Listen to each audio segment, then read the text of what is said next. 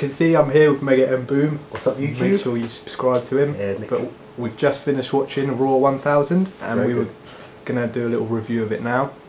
So kicked off with DX. What do you think of DX? I thought it was pretty cool seeing all those classic superstars coming back.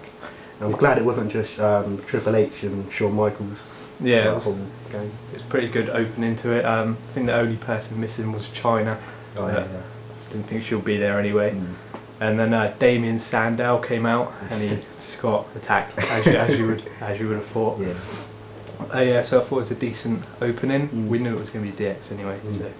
And then it was a bit of a random match with Sheamus, Sin Cara and Rey Mysterio versus Dolph Ziggler, Del Rio and Chris Jericho. Yeah, what I didn't really understand is why JR came back for like 5 minutes and this went away. I don't like JR anymore after he spoke to me on Twitter quite angrily, so I was just falling out of JR now. But yeah, it proves that they don't really have space for JR anymore. They just brought him back for probably the most least important match of the whole night. And also I think this was leading up to a Dolph Ziggler, Chris Jericho maybe feud. Yeah, because they had a little confrontation again, because I think it was Ziggler hit Jericho all the way around. Yeah, so it was an alright match but quite random, a bit of a filler. Then we have randomly Jack Swagger and Brodus Clay. I was hoping not to see Brodus Clay on this because it was obviously Raw 1000. It was packed with legends. Didn't really have space for Brodus, but yeah, he came out. And then we had Dude Love come out as well. Obviously Mick Foley. It's quite random.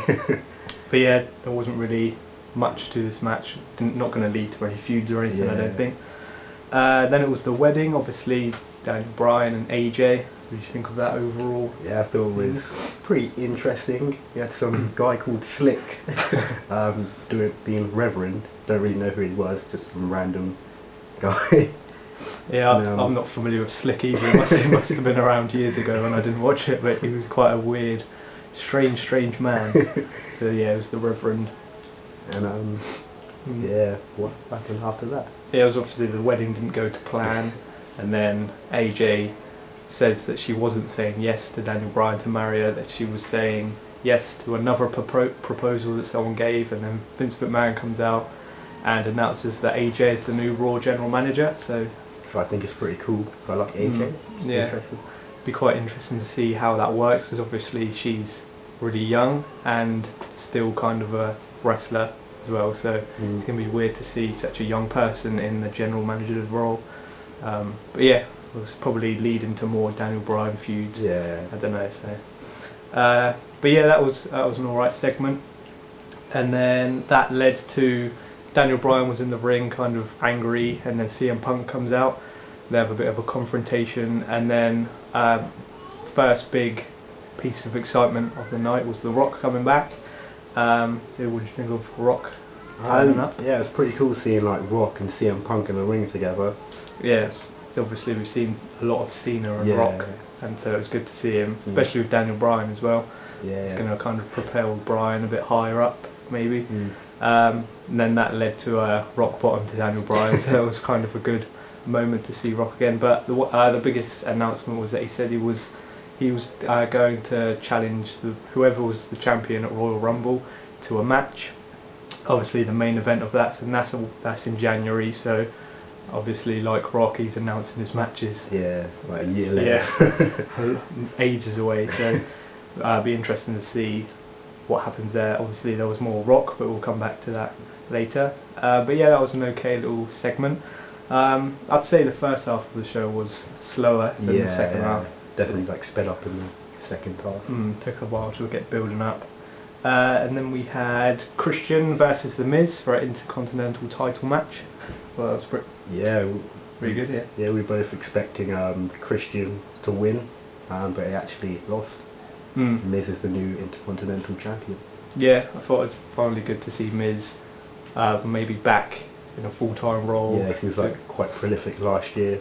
Like obviously at WrestleMania, main evented against John Cena. So yeah, I like the Miz's new kind of style and look he's had since he's come back as well. So interested to see where they take that. Hopefully he's going to be a better champion than Santino is as the US champion.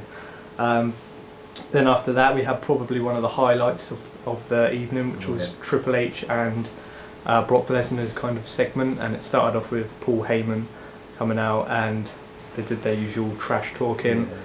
And then we had Stephanie McMahon come out talking to Paul Heyman, telling him not to talk about the family and stuff. And then that led to a bit of violence. And then Paul Heyman agreed to Triple H's proposal to have a match for Lesnar and Triple H at SummerSlam. So it's definitely happening now, which is pretty cool. Yeah, I'm looking forward to that. That may be one reason why I'm tempted to buy SummerSlam, because I do want to see Brock Lesnar and Triple H, because whenever they have moments, and they always get a bit violent, it looks really real.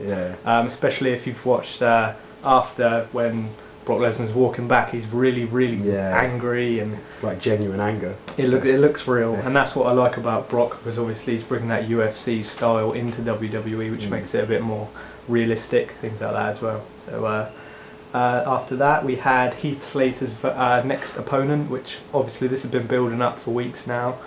He's been fighting legends every week, and it was revealed that Lita, the diva from a few years ago, she returned to have a match with him, and then kind of Heath Slater sort of refused, but kind of just laughed away at her, and he was about to walk off.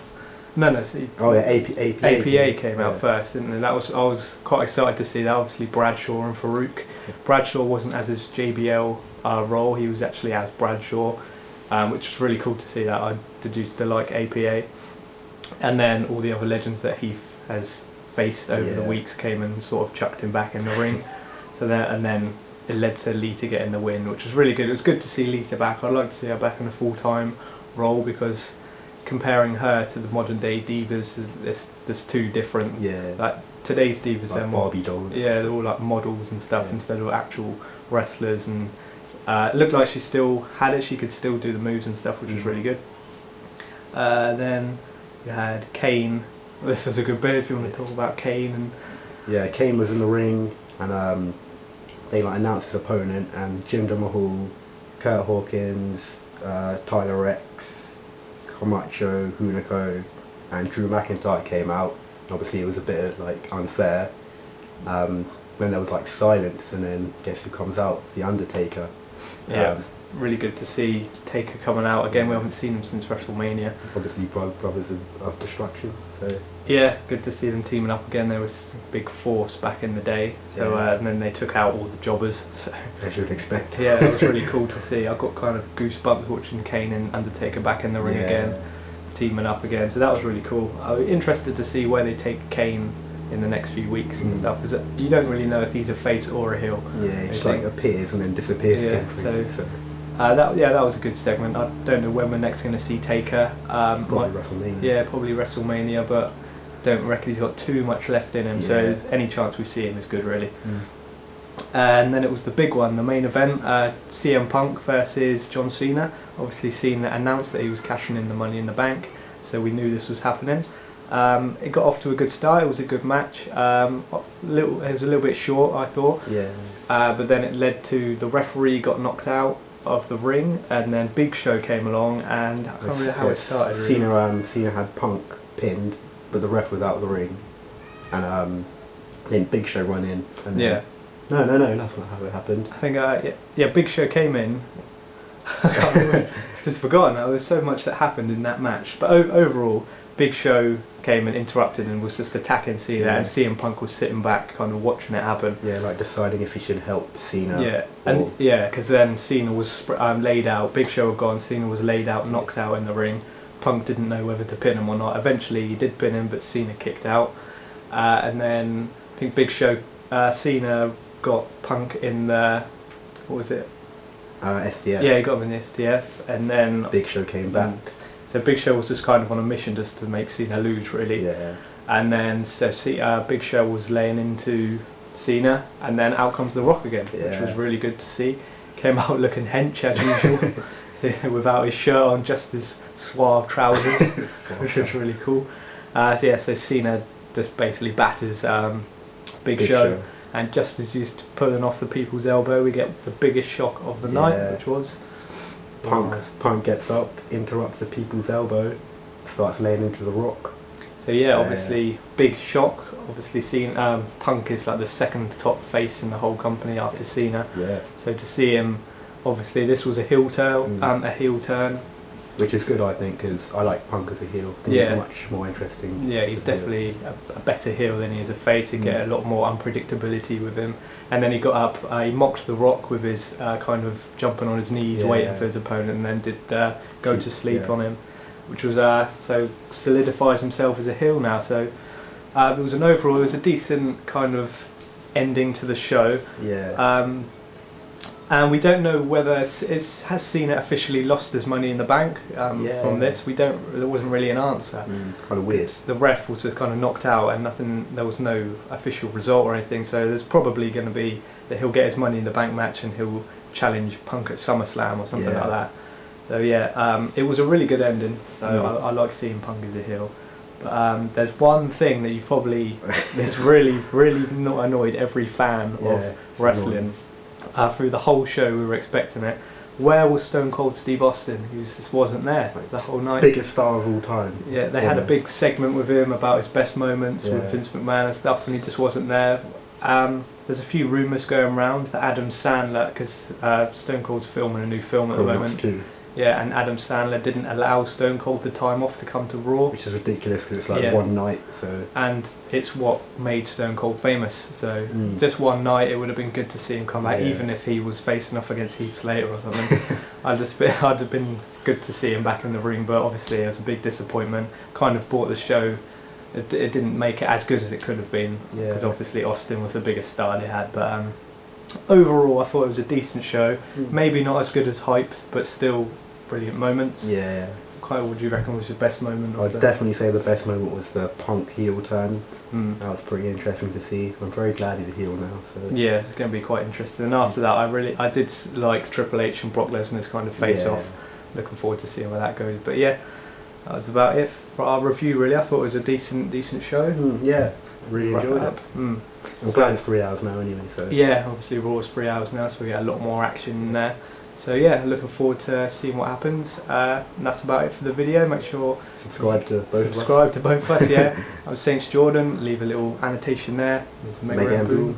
Subscribe. Yeah, and that's about it for the video. So leave your thoughts down below, and we'll see you in our next videos.